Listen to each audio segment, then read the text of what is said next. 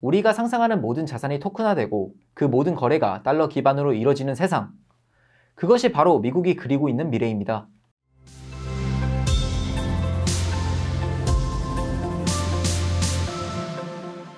안녕하세요. 유진투자증권 서울 WM센터 김지혁 PB입니다. 미국 패권 시리즈의 마지막 3부로 돌아왔습니다.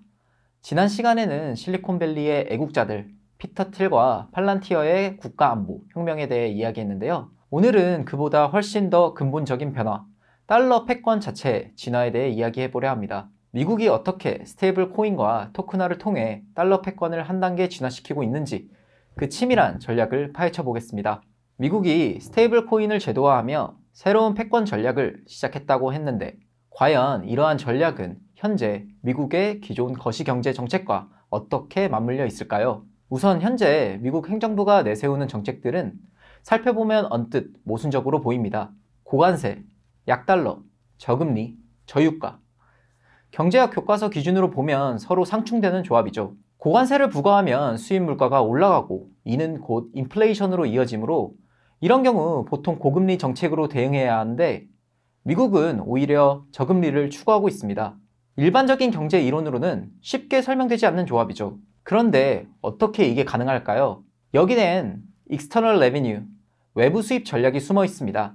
미국은 자국민에게 세금을 덜 걷는 대신 해외에서 돈을 걷어오는 방식으로 재정 적자를 메우고 있는 거죠. 구체적으로 어떻게 작용하냐면요.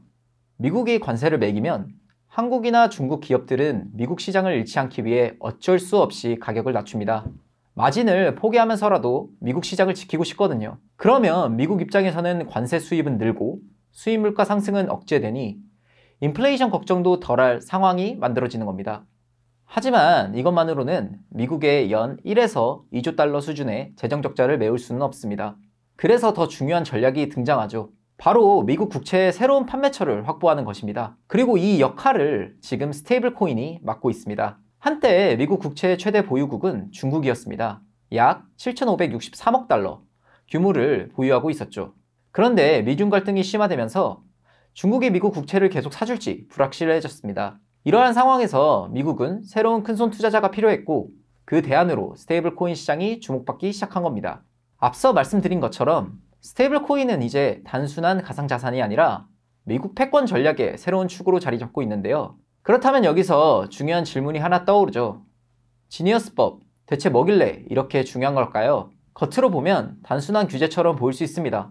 규정은 세 가지로 첫째, 스테이블 코인 발행사는 발행한 코인만큼 달러나 미국 국채를 담보로 보유해야 하고 둘째, 매월 준비금을 공개해야 하며 셋째, 규제 당국의 감독을 받아야 합니다. 이렇게만 보면 투명성과 건전성을 높이려는 평범한 규제처럼 느껴지죠.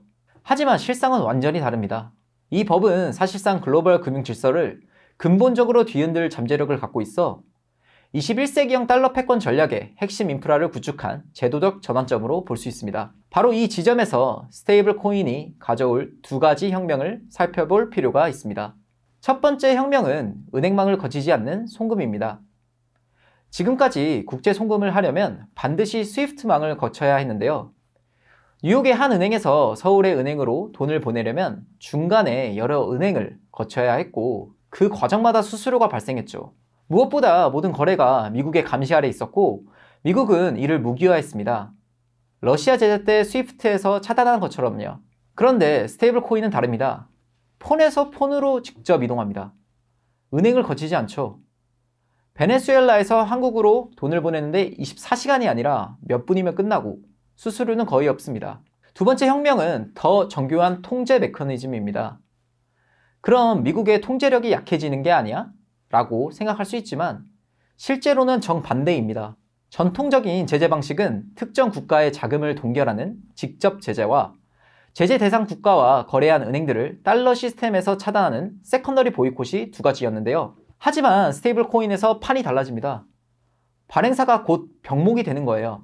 테더나 서클 같은 발행사가 이 지갑 주소로 들어온 코인은 환불 불가라고 선언하면 그 코인은 쓸모없는 숫자에 불과해집니다. 게다가 블록체인 거래는 모두 고유 번호로 기록되고 추적이 가능해서 문제가 있는 자금은 실시간으로 차단될 수 있고 제재는 훨씬 더 빠르고 정밀하게 작동됩니다.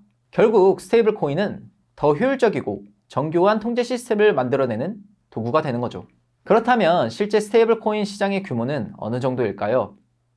숫자로 보면 더 놀랍습니다. 2025년 현재 전 세계 스테이블 코인 시가총액은 약 2,500억 달러에 달합니다. 불과 5년 전인 2020년에는 약 120억 달러 수준이었는데 무려 22배 성장한 거죠. 그리고 그중 99.7%가 달러에 연동되어 있습니다.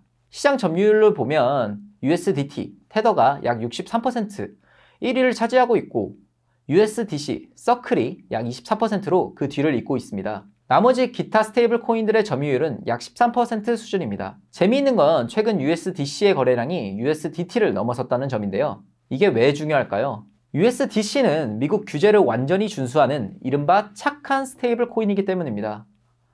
발행사인 서클은 매월 회계법인 감사를 받고 보유 자산을 투명하게 공개하죠. 반면 USDT의 발행사 테더는 상대적으로 자유로운 정책을 펼쳐왔습니다. 투명성 논란도 있었지만 이제는 월가와 기관 투자자들이 본격적으로 들어오면서 USDC 선호 현상이 뚜렷해지기 시작한 겁니다. 그리고 더 중요한 사실이 있습니다. 바로 이들이 보유한 미국 국채 규모인데요. 테더와 서클이 보유한 미국 국채를 합치면 약 1,680억 달러로 이는 전 세계 국가별 보유 순위로 치면 17위에 해당되는 규모입니다. 스테이블 코인이 얼마나 빠르게 성장하고 또 미국 국채의 주요 투자자로 자리 잡았는지 살펴봤는데요. 그렇다면 스테이블 코인은 실제로 어떻게 달러 패권을 강화하는 걸까요? 첫 번째는 달러 사용 영역의 확장입니다. 과거에는 달러를 쓰려면 반드시 미국 은행 시스템을 거쳐야 했습니다. 하지만 스테이블 코인이 등장하면서 상황이 달라졌습니다. 이제는 전 세계 어디서나 스마트폰만 있으면 달러를 직접 사용할 수 있게 되었죠. 실제로 터키 리나나 아르헨티나 페소처럼 불안정한 통화를 가진 나라에서는 현지 통화로 월급을 받자마자 곧바로 USDT나 USDC 같은 스테이블 코인으로 바꾸는 것이 일상이 됐습니다. 두 번째는 유동성 통제권의 확보입니다. 흔히 스테이블 코인이 많이 발행되면 달러 공급이 늘어나서 미국이 통제 못하는 거 아니냐고 생각할 수 있습니다. 하지만 실제로는 그 반대입니다. 스테이블 코인을 발행하려면 그만큼의 미국 국채나 달러를 사야 하고 국채 발행량은 미국 재무부가 결정합니다. 따라서 재무부가 올해는 국채 발행을 줄이겠다고 하면 스테이블 코인 발행량도 자동으로 제한되는 거죠. 결국 미국은 자국 내 유동성만이 아니라 전 세계 유동성까지 주도할 수 있는 힘을 얻게 된 것입니다. 세 번째는 자동적인 국채 수요 창출입니다. 가장 교묘한 부분이 이 대목인데요. 예를 들어 한국에서 누군가 원화를 빼서 달러 스테이블 코인을 산다고 해봅시다. 이 과정은 단순합니다. 먼저 은행에서 원화 100만 원을 인출하고 이를 달러 스테이블 코인으로 교환합니다. 그러면 스테이블 코인 발행사는 받은 달러로 미국 국채를 사들이게 됩니다. 결국 한국은행의 자금은 줄고 미국 국채의 수요는 늘어나는 구조가 만들어지게 되는 거죠. 다시 말해 전 세계의 사람들이 스테이블 코인을 사는 행위 자체가 곧 미국 국채 수요를 자동으로 창출하는 효과를 내는 것입니다. 그런데 지금까지 살펴본 스테이블 코인은 시작일 뿐입니다. 진짜 게임 체인저는 바로 토크나인데요. 블랙락의 레리 핑크는 2025년 다보스 포럼에서 이렇게 말했습니다. 우리가 상상하는 모든 자산은 토크나 될 것이며 이는 단순한 기술 변화가 아니라 금융 시스템의 근본적인 재구성을 의미합니다. 그렇다면 토크나가 실제 어떤 변화를 만들어낼 수 있을까요? 예를 들어 부동산 토크나를 생각해 보겠습니다. 지금 강남의 아파트를 사려면 30억 원이 필요하다고 합시다. 하지만 토크나가 된다면 단 10만 원으로 아파트의 일부를 소유할 수 있습니다. 전 세계 투자자들이 동시에 참여하면서 유동성은 높아지고 거래는 몇 달이 아니라 주식처럼 실시간으로 이루어질 수 있습니다. 주식 토크나도 가능합니다. 지금은 삼성전자 전체 주식에 투자해야 하지만 토크나가 되면 특정 프로젝트에만 투자할 수 있습니다. 예를 들어 삼성이 엔비디아로부터 반도체 주문을 받았다면 그 프로젝트 자체가 토크나되어 별도로 펀딩을 받는 거죠. 더 나아가 인재 토크나라는 개념도 있습니다. 아프리카의 한 똑똑한 의대생이 성적을 블록체인에 올리면 전 세계 투자자들이 그 학생의 토큰을 구매해 학비를 지원할 수 있습니다. 학생이 의사가 되면 수익을 나누는 구조죠. 손흥민 같은 유명 축구 선수도 마찬가지입니다. 어린 선수가 자신의 미래 가치를 토큰화해 전 세계 팬들로부터 직접 펀딩을 받을 수 있는 길이 열립니다. 블랙락은 말만 한 것이 아니라 실제 행동에 나서고 있습니다. 이더리움 ETF 출시로 토큰화 기반 핵심 인프라에 투자했고 알라딘 플랫폼에 토큰화 기능을 통합했으며 홍콩 통화청과 함께 디지털 채권 토큰을 테스트 완료했습니다. 시장 규모 전망도 놀랍습니다. 2025년 현재 255억 달러에 불과했던 토큰화 자산 시장은 2030년이면 16조 달러까지 성장할 것으로 BCG는 전망하고 있습니다. 불과 5년 만에 60배 성장하는 셈이죠. 그런데 여기서 핵심은 단 하나의 질문으로 귀결됩니다. 이 모든 토큰화된 자산들의 가격은 어떤 화폐로 표시될까? 정답은 바로 달러 스테이블 코인입니다. 강남 아파트 토큰도, 아프리카 의대생 토큰도, 손흥민 토큰도 모두 달러로 가치가 매겨지게 되는 것이죠. 그러면 중국은 가만히 있을까요? 물론 아닙니다. 중국도 이에 맞서는 카드를 이미 준비해 왔습니다. 바로 디지털 위안, DCEP입니다. 중국은 이미 2020년부터 디지털 위안을 시범 운영하고 있는데요. 사실 중국 내에서는 현금보다 디지털 결제가 더 보편적입니다. QR코드 하나로 웬만한 거래는 다 해결되죠. 기술적으로만 보면 미국보다 앞서 있다고 할 수 있습니다. 그런데 치명적인 문제가 있습니다. 첫째, 디지털 위안은 중국 안에서만 쓸 수 있다는 점입니다. 중국 정부가 가장 두려워하는 게 자본 유출이기 때문에 해외로의 사용을 철저히 막고 있습니다. 둘째, 완전한 통제 시스템이라는 점입니다. 모든 거래가 중앙은행에 실시간으로 보고되고 있기 때문에 사실상 프라이버시가 전혀 존재하지 않습니다. 반면 달러 스테이블 코인은 국경을 넘어 어디서든 쓸 수 있고 상대적으로 프라이버시도 보호받죠. 여기서 흥미로운 건 홍콩입니다. 홍콩은 중국이지만 통화는 달러와 연동된 홍콩 달러를 사용하죠. 그렇기 때문에 홍콩에서 발생하는 스테이블 코인은 사실상 달러 스테이블 코인입니다. 실제로 미국에서 비트코인 ETF를 승인하자 홍콩이 가장 빠르게 반응해 비트코인 ETF를 승인했고 미국보다 먼저 이더리움 ETF까지 허용했습니다. 마찬가지로 미국이 달러 스테이블 코인 정책을 밀어붙이다 홍콩도 곧바로 같은 길을 따랐습니다. 결과적으로 중국이 원하든 원하지 않든 홍콩을 통해 미국에 우회적으로 힘을 실어주는 모양새가 된 것입니다. 더 큰 문제는 중국 내부에서 발생하고 있습니다. 중국 기업들과 개인들이 달러 스테이블 코인을 대거 사용하면서 중국에서 자본이 빠져나가는 효과가 나타나고 있는 것입니다. 이는 마치 중국이 강제로 자본시장을 개방하는 것과 비슷한 효과를 만들고 있죠. 바로 이런 이유 때문에 현 미국 행정부는 대중 전략 차원에서도 스테이블 코인을 적극적으로 키우고 있는 것입니다. 스테이블 코인의 등장은 단순히 달러 패권을 강화하는 데 그치지 않고 암호화폐 시장, 특히 비트코인에도 큰 변화를 불러왔습니다. 전통적으로 비트코인은 4년 주기로 움직였는데요. 반감기 후 12에서 18개월 만에 정점을 찍고 그 다음에는 2년간 크립토 겨울이 오는 패턴이었습니다. 이 과정에서 자산 가치가 60% 이상 빠지는 것이 흔했죠. 그런데 2024년부터 상황이 달라지기 시작했습니다. 비트코인 ETF가 승인되고 스테이블 코인이 제도화되면서 기관 투자자들이 대거 시장에 들어온 것입니다. 그 변화의 증거도 뚜렷합니다. 첫째, 거래 구조가 바뀌었습니다. 예전에는 개인 투자자들이 감정으로 사고 팔면 시장이 크게 흔들렸지만 이제는 기관들의 꾸준한 매집 덕분에 안정성이 높아졌습니다. 둘째, 변동성이 줄었습니다.